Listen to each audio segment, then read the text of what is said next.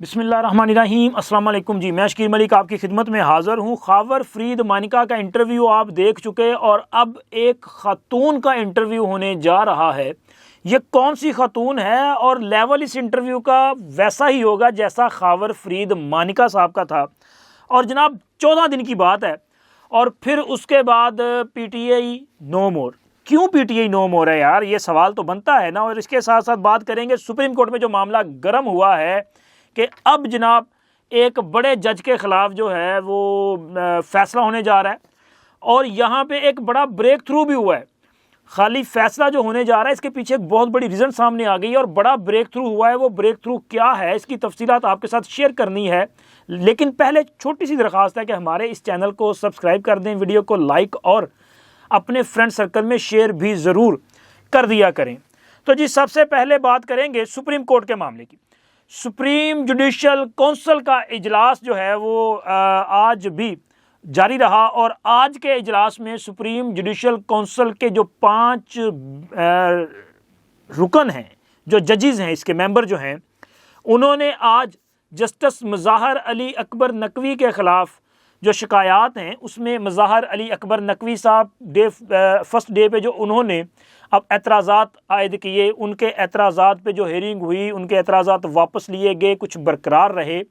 और इसके अलावा फिर उसके बाद जो 10 शिकायत कुनुंदगान थे उनका जो है वो पूरी तरह से उनकी शिकायत को सुना गया, उनके पास जो एविडेंस हैं वो कलेक्ट किए गए। इसी तरह जस्टिस मुज़ाहर अली अकबर नकवी साहब की वो 2 जायदादें जिनका तनाज़ा है कि जिनकी बुनियाद पे ये इल्ज़ाम लगाया गया कि उन्होंने अपने इख्तियारात का नाजायज़ इस्तेमाल करते हुए ये जायदादें हासिल की हैं, उन जायदादों का रिकॉर्ड भी सुप्रीम जुडिशल काउंसिल के सामने मुतलका अथॉरिटीज़ की तरफ से सबमिट कर दिया गया है। तमाम एविडेंस का, शिकायत का, मुज़ाहर अली अकबर नकवी साहब के मौक़िफ़ का, उनके वकला का जायज़ा लिया गया।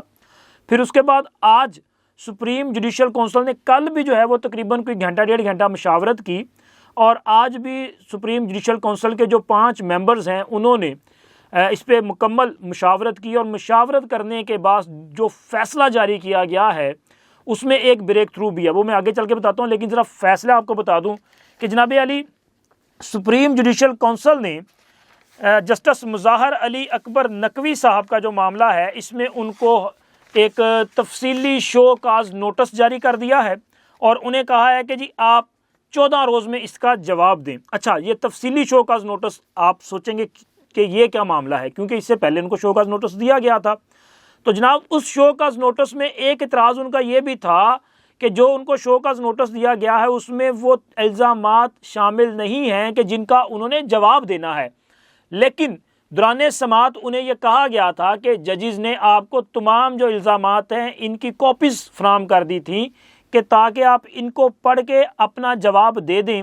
अगर शो काज नोटिस में इल्ज़ामात को इंक्लूड कर दिया जाएगा तो फिर वो रिकॉर्ड का हिस्सा बन जाएंगे। लेकिन उनको समझ नहीं आई, उन्होंने कहा नहीं जी मुझे तो तफसीली नोटिस चाहिए। तो लिहाजा उनको आज तफसीली नोटिस जारी कर दिया गया है। अब 14 दिन हैं उनके पास, इन 14 दिनों में वो अपना नोटिस का जवाब देंगे और फिर उसके बाद इसका दिफा करेंगे, जो भी वो कर सकते हैं वो करेंगे।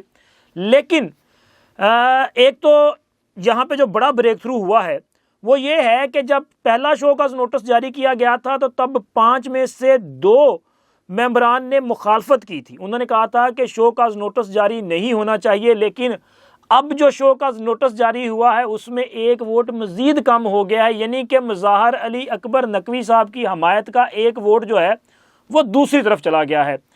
पहले इस 5 रुकनी सुप्रीम जुडिशल काउंसिल में से chief justice Lahore high court अमीर हुसैन भट्टी साहब और जस्टिस इजाजुल एहसन साहब ने मुखालफत की थी। लेकिन आज 4-1 से फैसला हुआ है। जस्टिस इजाजुल एहसन साहब ने शो काज नोटिस जारी करने की मुखालफत की है, जबकि chief justice Qazi Faez Isa, justice Sardar Tariq Masood और chief justice Lahore high court Mir Hussain Bhatti और chief justice Balochistan high court Naeem Akhtar Afghan साहब जो हैं उन्होंने शो काज नोटिस जारी करने का फ़ैसला दिया है। तो जनाब आसार तो बता रहे हैं कि ट्रकों वाले जज साहब के लिए कुछ बेहतर फ़ैसला आने वाला नहीं है, यानी कि इनको अपना दिफा करना भी मुश्किल होगा और सुप्रीम जुडिशल काउंसिल से बचना भी मुश्किल होगा। इन्होंने जो दरख्वास्त सुप्रीम कोर्ट में दायर की है, अब उस दरख्वास्त को भी मुस्तरद ही समझें। क्योंकि मैंने आपको इससे पहले जो मेरा कल का व्लॉग था, मैंने उसमें बड़ी डिटेल से आपको ये बात बता दी थी कि ये फ़ैसला किया जा चुका है कि इनको तफसीली शोकॉज़ नोटिस जारी हो जाएगा और इसके साथ साथ इनकी जो दरख्वास्त है जो इन्होंने सुप्रीम कोर्ट में दायर की है वो भी शायद मुस्तरद हो जाएगी। क्योंकि कमेटी के जो 3 जजेस हैं उनमें वो तीनों तो यहाँ मौजूद हैं, अब उनमें से 2 और 1 का फ़ैसला भी अब इसमें ज़ाहिर हो रहा है। तो मुझे लग रहा है कि उस पर भी समाअत नहीं होगी और सुप्रीम जुडिशल कौंसिल ही मुज़ाहर अली अकबर नकवी साहब की किस्मत का फ़ैसला करेगी और वो फ़ैसला नोश्ता दीवार नज़र आ रहा है।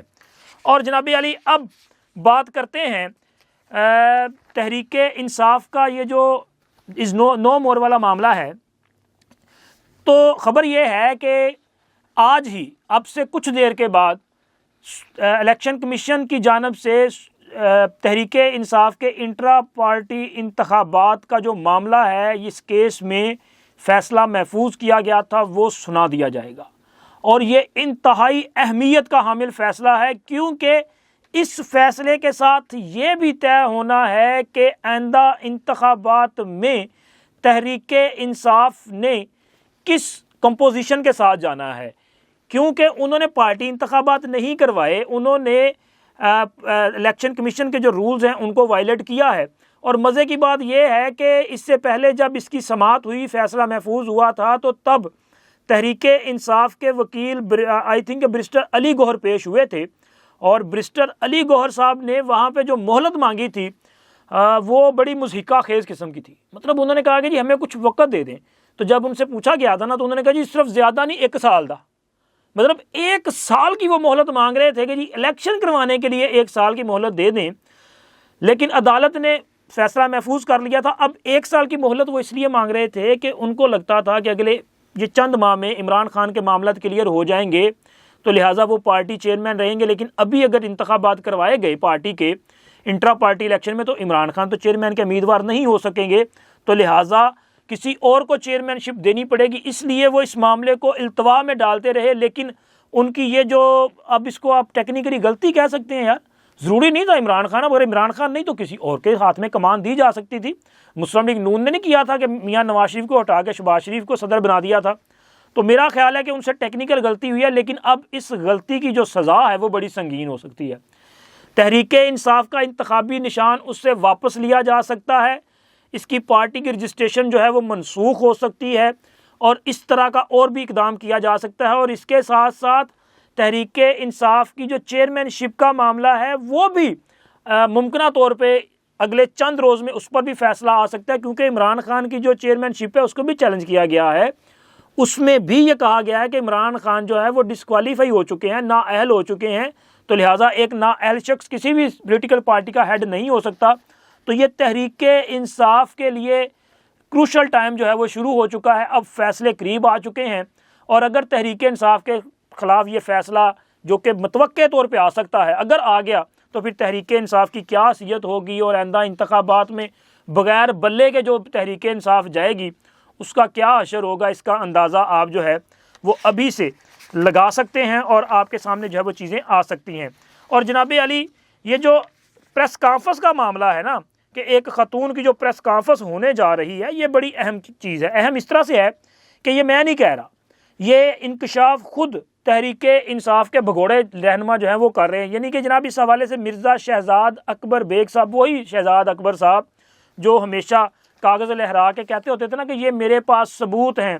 अच्छा, वो कागज़ उनके पास प्रेस कॉन्फ्रेंसों में होते थे, कभी किसी अदालत में उन्होंने जनाब शहबाज शरीफ, नवाज शरीफ, मरियम नवाज या बाकी लोगों के खिलाफ जिस तरह प्रेस कॉन्फ्रेंस में वो कहते थे ना ये एविडेंस है, वो अदालतों में तो पेश ही नहीं हुए। वो अदालतें कहती रहीं लेके आओ भाई कोई कागज़ से ले आओ, तो वहाँ पे कुछ नहीं था। इस बुनियाद पे उनको बरी भी कर दिया गया। और वही शहजाद अकबर साहब ने ट्वीट किया है, और उनकी ट्वीट में आपके साथ शेयर कर रहा हूँ।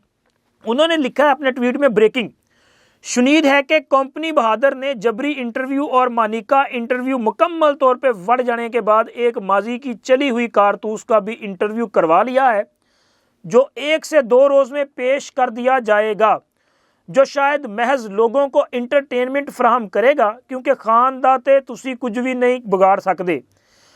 ये वाली खातून पहले भी ये सब कर चुकी हैं, लेकिन अब भाइयों की परेशानियां काफ़ी बढ़ी हुई हैं, लिहाजा किसी भी हद तक गिरने का फ़ैसला हो चुका है। अच्छा, इन्होंने खातून का नाम नहीं बताया, लेकिन मुमकिन तौर पे अब कौन सी खातून हो सकती हैं। वैसे तो तहरीक इंसाफ में माशाल्लाह लाइन लगी हुई है यार, जो इमरान खान के वो असल में जो इमरान खान की तबीयत के बारे में बता सकती हैं, बल्कि लोगों को पता है, वो ऑडियोज़ तो लोगों के सामने है, जिसमें इमरान खान साहब जो हैं वो मुबैना तौर पे कुछ ख़वातीन रहनुमा के साथ गुफ्तगू कर रहे हैं, जिसमें कह रहे हैं हाँ किधर हो, चली गई हो, वापस आ जाओ, और कुछ और भी फ़ोन के हवाले से। मैं चूँकि यहाँ पे वो बातें दोहराना नहीं चाहता, चूँकि जो मेरी वीडियो देख रहे हैं उनमें बच्चे भी शामिल हैं, ख़वातीन भी शामिल हैं, बुज़ुर्ग भी शामिल, तो लिहाजा पता आपको है कि मैं किसका जिक्र कर रहा हूँ। तो वो सारी ऑडियोज़ जो हैं वो तो अब मौजूद है, हर जगह पे बंदा देख सकता है। लेकिन जिस खातून का ये इशारा दे रहे हैं, मुमकिन तौर पे हो सकता है वो रिहाम खान हो या कि वो आशा गुलालई हो, क्योंकि वो कहते हैं पहले भी कर चुकी हैं ना, आशा गुलालई हो, या कि एक और ख़ातून हैं जिन्होंने इमरान खान के ख़िलाफ़ हालिया जिन्होंने किताब भी लिखी थी, फिर उसके बाद इंटरव्यू भी उन्होंने दिया था, मेरा ख्याल है कि उनका नाम था हाजरा खान। तो वो हाजरा खान जो हैं ये भी शायद हो सकती हैं, या कि जनाब कोई और भी हो सकता है। अब ये अगर कह रहे हैं कि हो गया इंटरव्यू और वो ऑन एयर भी हो जाएगा, तो मान लें कि जी वो इंटरव्यू हो भी चुका और ऑन एयर हो भी जाएगा, और इनके मुताबिक वो इंटरव्यू बढ़ गया, ये नहीं बढ़ेगा। और भाई इनकी सियासत का जनाजा निकल चुका है। पाकिस्तान की सोसाइटी जो है ना, जिस सोसाइटी में आप रहते हैं, आपके लिए शायद वो कोई इतना ज़्यादा मैटर नहीं करती ये चीज़ें, लेकिन पाकिस्तान की सोसाइटी के लिए बड़ा मैटर करती हैं। आप किसी के घर में जाएं और वहाँ पे इस तरह की हरकत करके आएँ और फिर उसके बाद आप बड़े पारसा बनने की भी कोशिश करें, तो मेरी जान, ये पाकिस्तान है, अमेरिका थोड़ी है। अमेरिका में तो शायद चलता होगा ये सारा कुछ, पाकिस्तान में ये नहीं चलता।